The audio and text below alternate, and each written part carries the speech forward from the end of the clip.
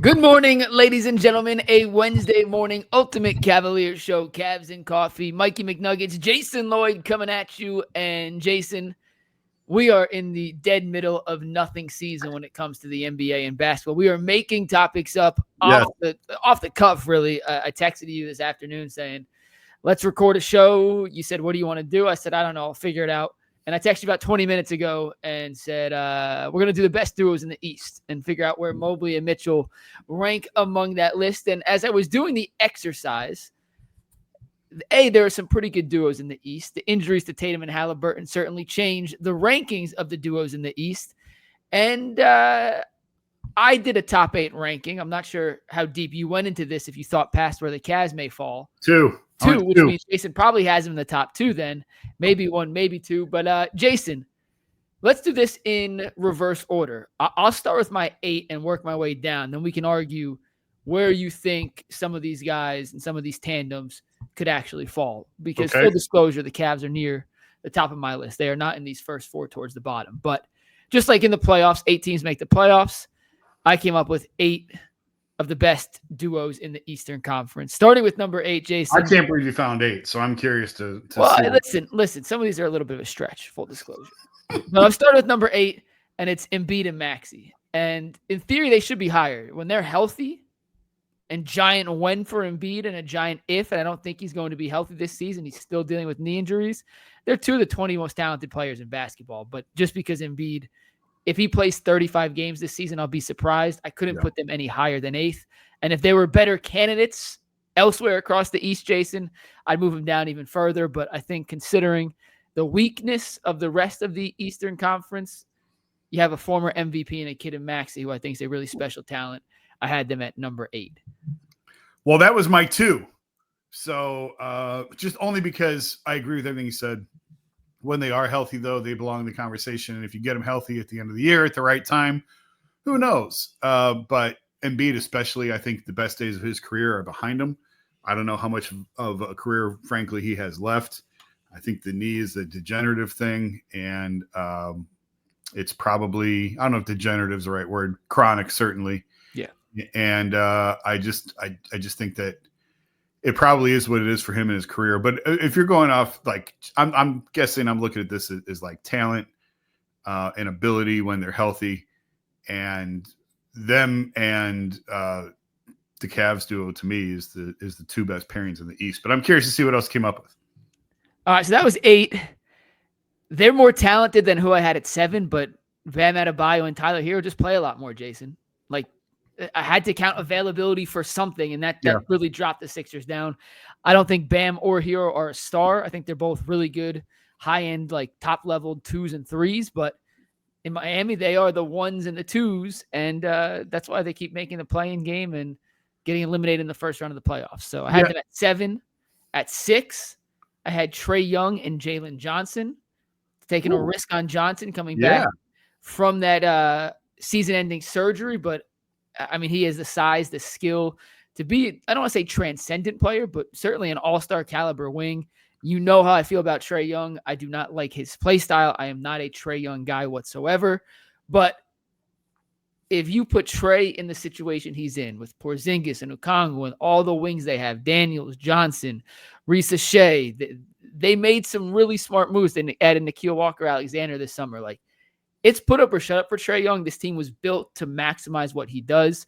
So for next season, I had them at number 6. And I want to tell you number 5 real quick, then I want you to react to the order of those 3. Okay. But I had number 5. I had Jaylen Brown and Derrick White. Jaylen Brown, he's a top 15 guy in the league. He's wanted a chance to be Boston's number 1 for a while. We saw him put on the Superman cape in their NBA Finals championship run 2 years ago, where he won the NBA Finals MVP and the Eastern Conference Finals MVP. Derrick White is the best role player in basketball, in my opinion. If he's not the best, he's in that top Mount Rushmore category of ancillary role guys that do everything you could humanly want.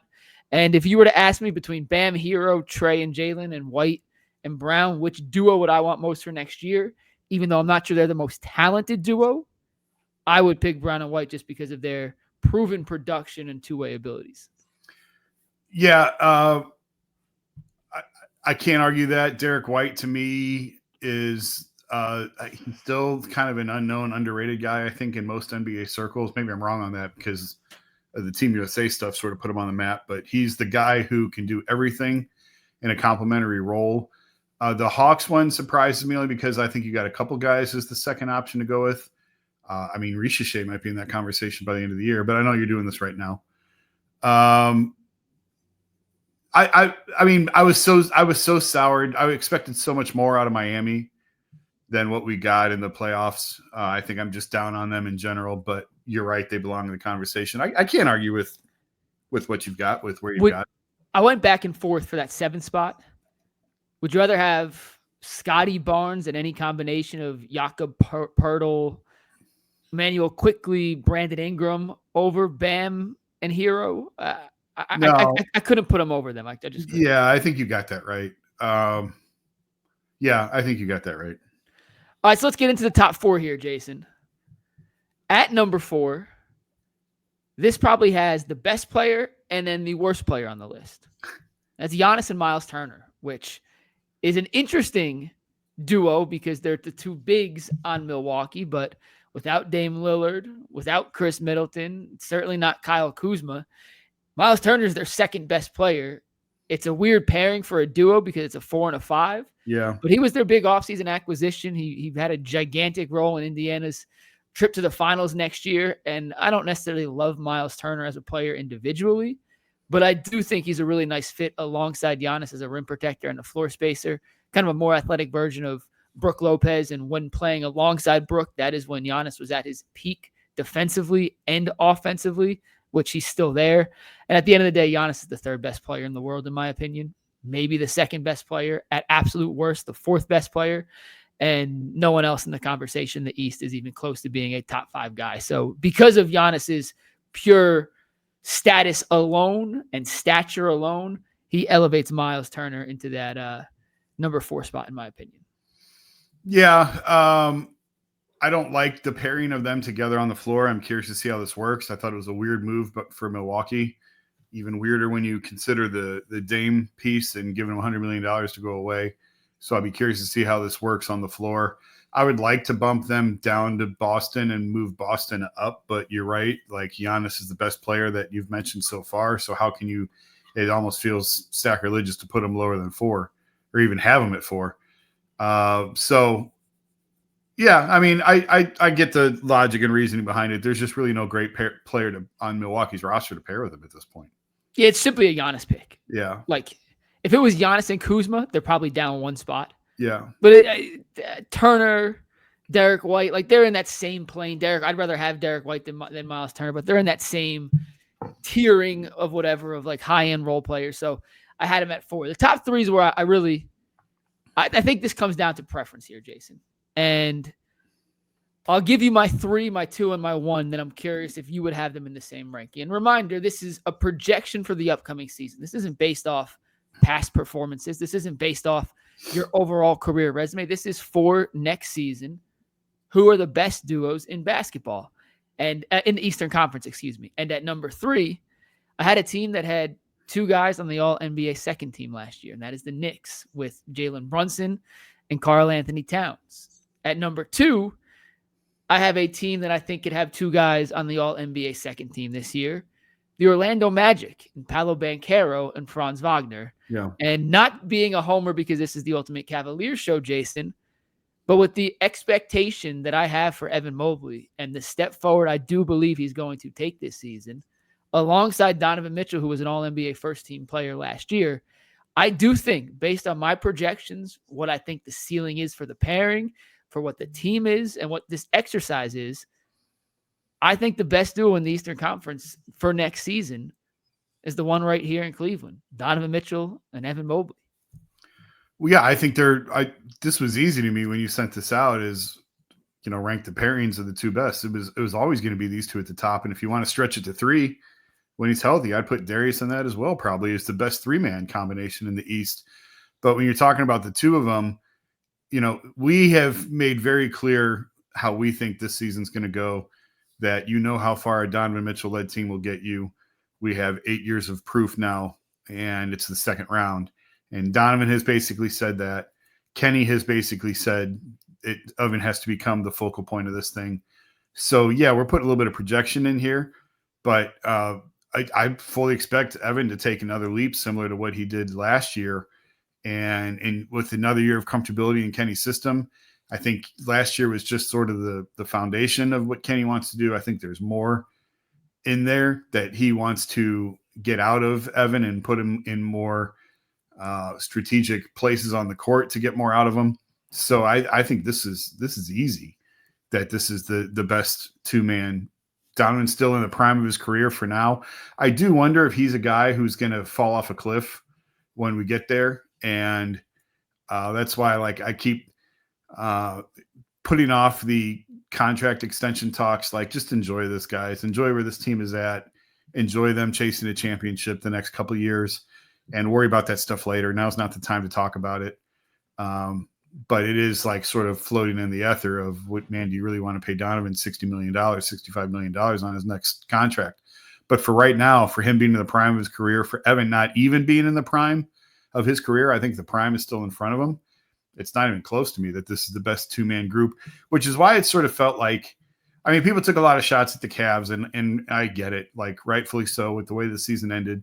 This is still a really talented team. And that's the point I think we were trying to make, both on this show and on UCSS, of like, guys, man, like, yeah, I get it. There's going to be times where the regular season is boring this year, where people sort of tune out and they say, just, get me to April, May, and June. I understand that, but this is a really, really talented team.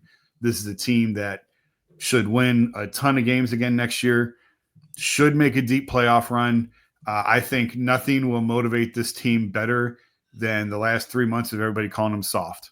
Yeah. And if that doesn't motivate you and toughen you up, I don't know what else will. So I think this is a really good team led by two all-star, first-team All-NBA type talents. Mobley, I've said it before, I'll say it again. It's this year or never, Jason. Did you just spill on yourself? Yeah, I did. It's okay. It's early. I understand it's early Wednesday morning. But this is the year for Evan Mobley. If Mobley never gets better, like if last year was the peak of Evan Mobley, he's a damn good basketball player, Jason. Like that's a winning pick for the third overall pick. Like Mobley has lived up to every expectation and every hope you get out of a guy you take third overall. Yeah. He's a second team All-NBA defensive player of the year. Like, done. He's reached third level or third pick status. I still think he's got like another 25% to get better offensively. And I say it's this year or never, because I'm not quite sure there'll ever be a scenario of circumstances all happening simultaneously that is going to force him to make those improvements to his game. You have the entire coaching staff and the entire roster around you, including the alpha dog and Donovan Mitchell, saying, it's on you, Evan. The time is now for you to be more assertive and more aggressive. You're going to start the season with your point guard, not a ball-dominant point guard, but a ball-heavy point guard on the sideline, which is going to force you into more offensive opportunities. I'm going to guess if Darius isn't healthy to start the season, Sam Merrill will fill that starting role at the 2 alongside Donovan in the backcourt. And I'm not sure what they'll do with Strus and Hunter, but I think Merrill will fill in for DG. And if DG's off the court, Merrill's not taking those 16 shots a game that Darius is. Like that, those shot distribution is being divided into a number of different ways. And I think the main benefactor, and most of those shots are going, not most of them, but the majority of those shots out of any individual player that will see the increase will be Evan Mobley. You traded out Ty Jerome for Lonzo Ball, who I think part of the reason the Cavs made that move was so when they're playing in the second unit together with that Jerome slot, which is now Lonzo, you don't have a score first guy, you have a pass first guy to feed Evan Mobley the rock. And he's coming off a season where he's just an All-NBA second team performer, where he talked about, and I still know he whispers, Jason, but it was a louder whisper than it was earlier in his career. It was at least a audible whisper, not a inaudible whisper. Like, all the things are coming together for him to make this jump. And you've seen it. Players are not, and you've said this before, and I give you credit for this.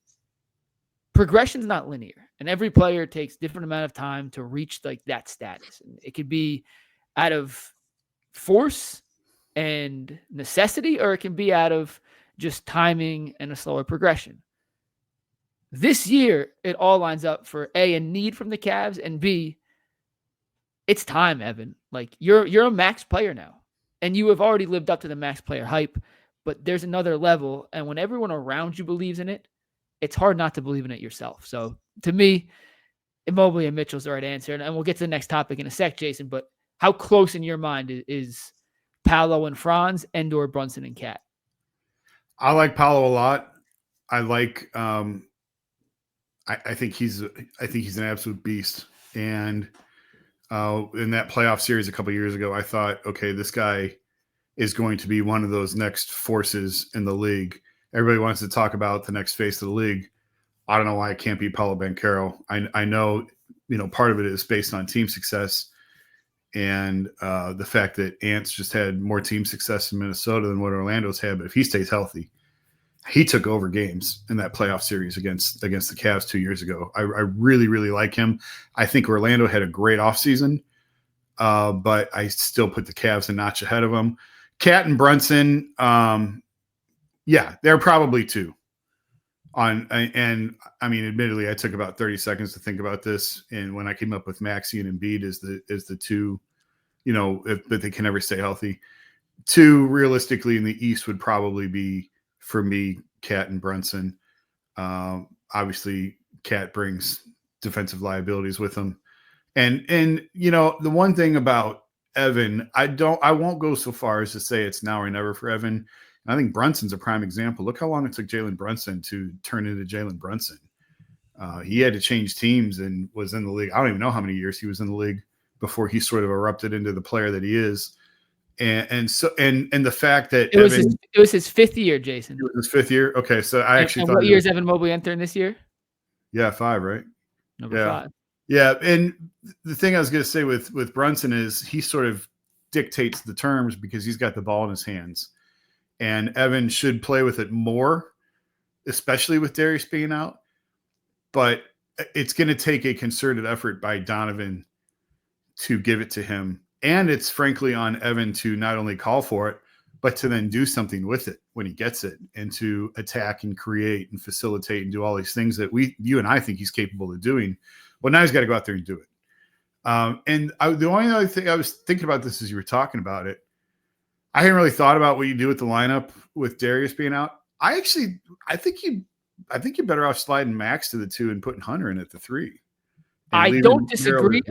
That is not what I would do. That is what I think Kenny will do. Okay. I think I like Sam as a scoring punch off the bench. I think they're better off. Max is not a 3. Like Max is a 2. And I know it's interchangeable in the NBA a lot, but not with him. Like he's more of a 2 than he is a 3.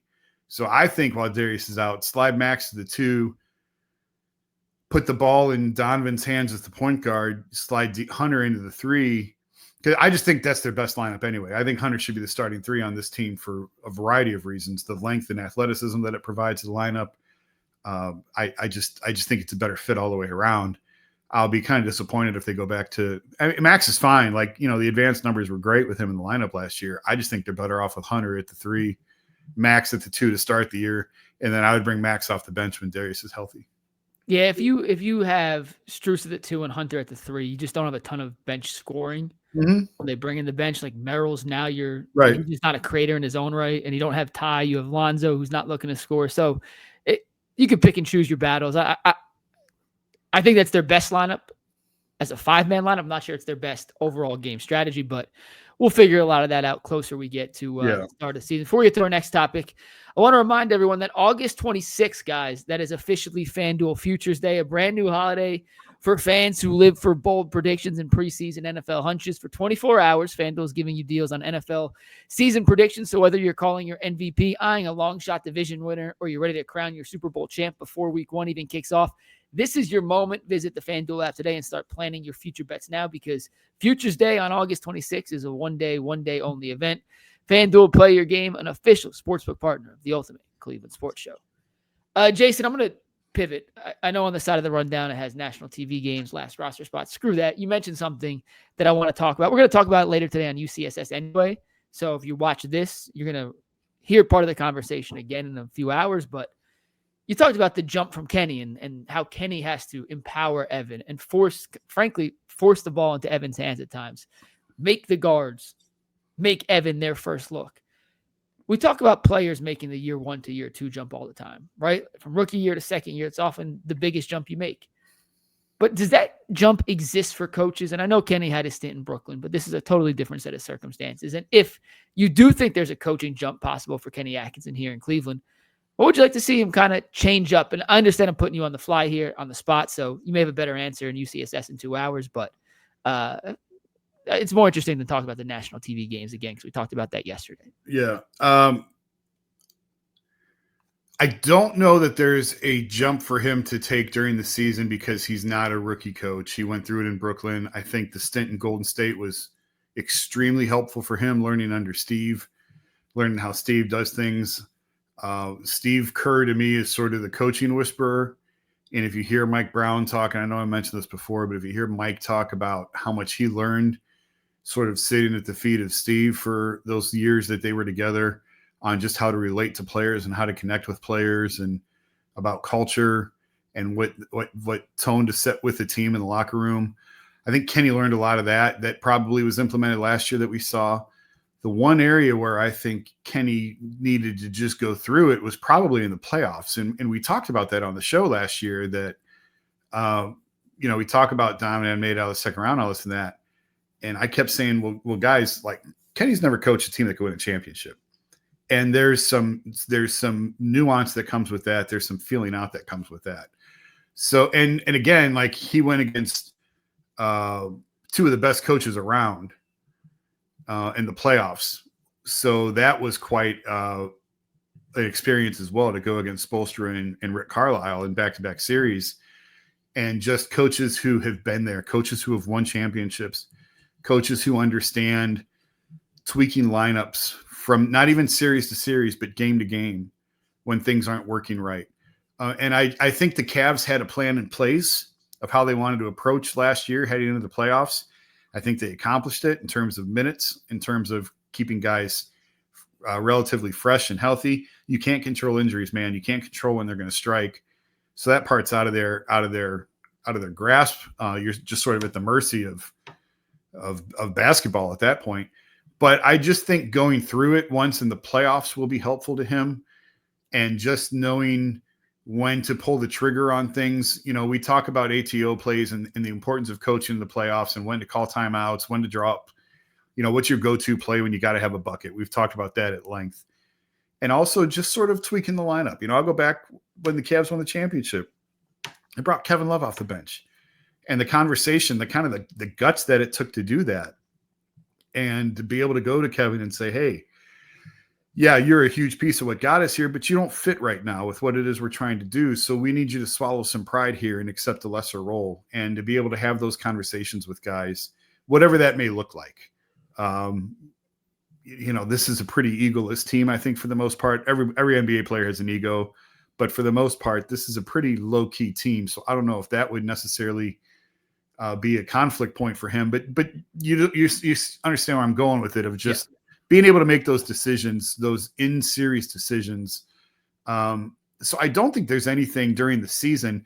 I think the biggest bonus will be the fact that he's not trying to be in 2 continents at once.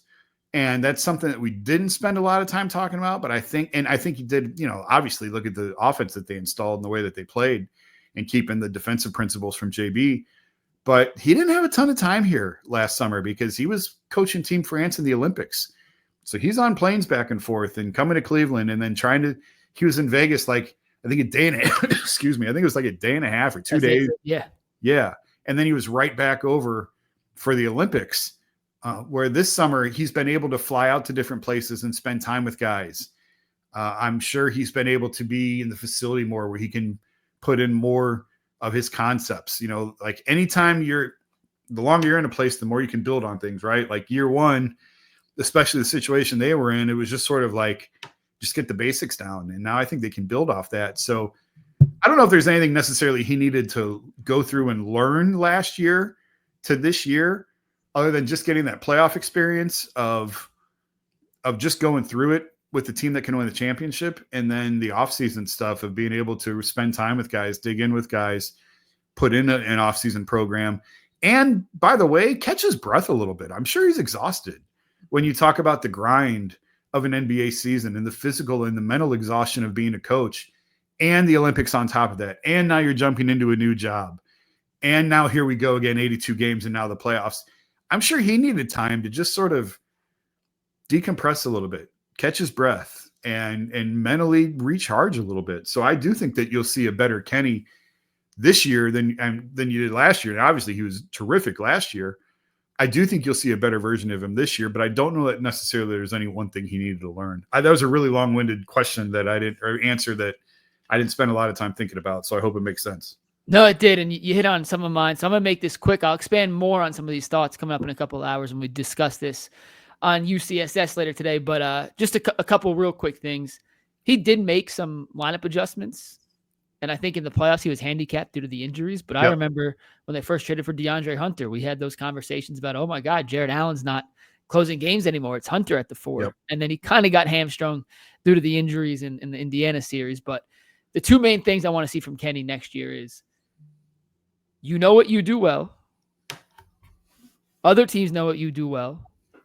When they make their adjustments, what's your counter? And we talked about this all throughout the Indiana series, and injuries did play a part in this. I'm not completely writing that off, but the Cavs had no counter. They had no check to when Indiana stopped helping off shooters, and they were forcing guys to go one-on-one to the cup and make shots over defenders. They just had no counter. So what's your counter, Kenny?